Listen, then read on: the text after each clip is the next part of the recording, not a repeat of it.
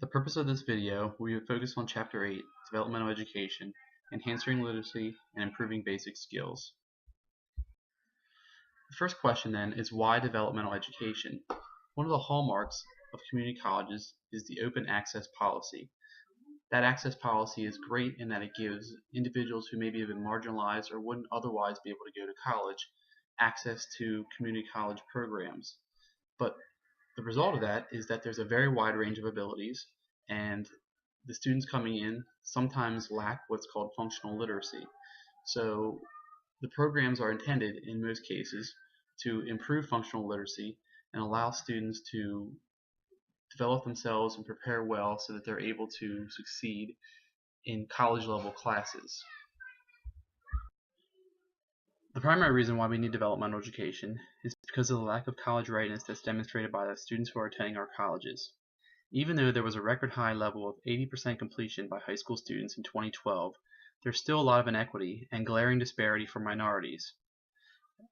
In fact, that study by Layton also demonstrates that as many as 1/3 of students from low-income families did not graduate.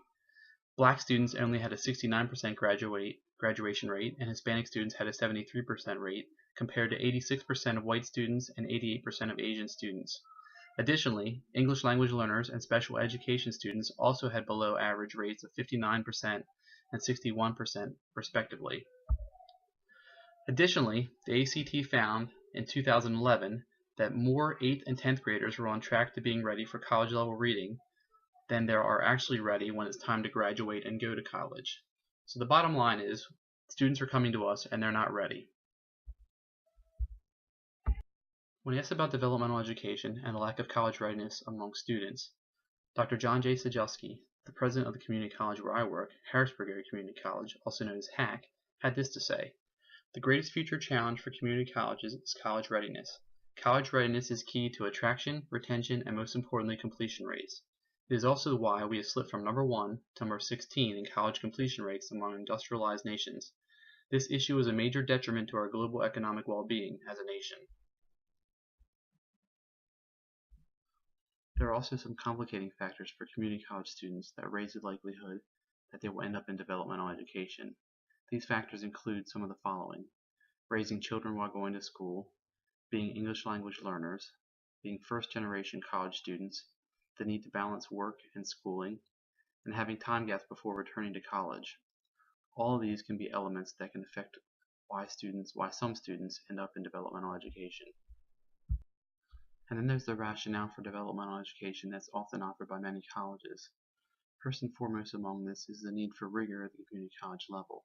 There are many programs that require upper-level math and other difficult classes, and obviously students who aren't able for the basics in many different areas are not going to be able to succeed in those classes. Second is the need for legitimacy of the college. This is particularly true in cases where students are going to go on to seek bachelor's at the university and coursework is going to transfer, but it's also important for accrediting agencies as well. And then finally, there's the belief that students generally just need challenge, and that challenge leads to success. But regardless of the reasons for its need, developmental education is clearly an integral part of the community college landscape. In fact, a 2012 study estimated that 40% of all college students and 58% of those entering community colleges will need remediation. Of course, there are also many challenges of developmental education as well. First and foremost among them is placement test validity.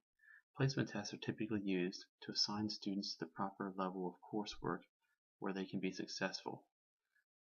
The question arises when these tests demonstrate a lack of validity.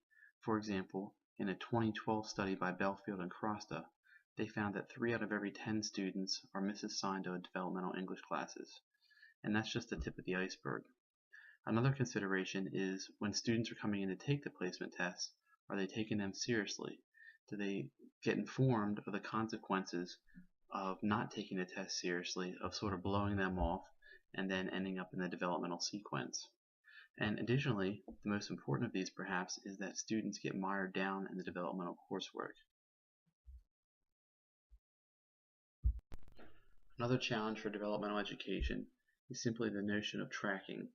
Tracking in and of itself causes the dilemma. because there's a need to balance fairness as well as a need for standards for the institution. From our textbook, Cohen, Brar, and Kisker of this year, a couple elements stand out in regards to this dilemma. First of all is the disagreement about what constitutes functional literacy. Functional literacy is relative. There are no absolute minimum standards of competence. Therefore, who gets to decide what is functionally literate? Do we let that up to the program directors? Do we look to people in the field? Exactly who gets to decide this? Second, the selective admission to any program is as discriminatory as it is justifiable. Therefore, if we have applicants that we're bringing into a program and we're not preparing them and teaching them and helping them succeed, then we're discriminating against them. And that practice in and of itself can be a barrier to access, which is very much against the whole idea of what a community college is all about.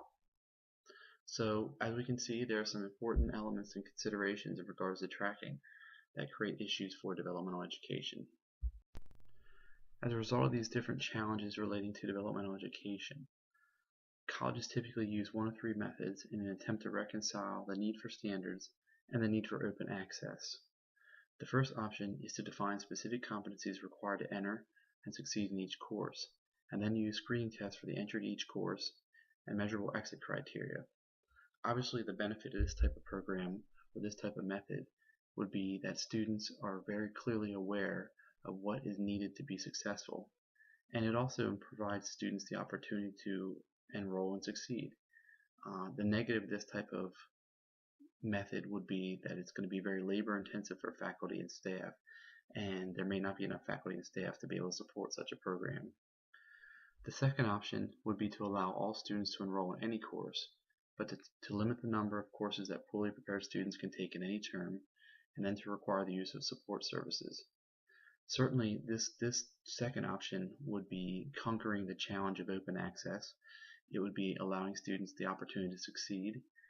The question mark, of course, would arise in are there enough support services to help students be successful? The third option, and the one that's certainly going to be the most commonly used at community colleges all around the nation, simply from a logistical and economic standpoint, would be to build freestanding developmental programs and then to insist that all students below a certain level in reading, writing, or math participate in programs that can help them succeed. So what are some best practices then for developmental education? Well, first of all, in the process of improving placement, one suggestion from the authors of our text is to combine high school grade point averages in conjunction with placement tests. And in those cases, predictions of success are considerably more accurate. They share this example from page 250 of our textbook, where Long Beach City College began using high school grades to determine whether incoming students belonged in developmental classes. 53% of 1,000 in the group were placed into college English, compared with less than 6% from the same high schools in the prior year. And the result was that 62% passed the course, the exact same as the college's typical pass rate. Another developmental education practice that is proven to be successful will be integrated programs. Integrated programs work very well to improve retention and learning. They would include remedial and developmental instruction in areas of need for the students, focused counseling and advising, and support that's relating specifically to the student's coursework. These integrated programs have more salutary effects than freestanding or separate developmental classes, which have lower retention and lower long-term success rates. In many cases, it's just about creating connections for students and helping them move through the process successfully. So as we consider developmental education, we need to remember this is a balancing act. We need to remember this quotation from our textbook.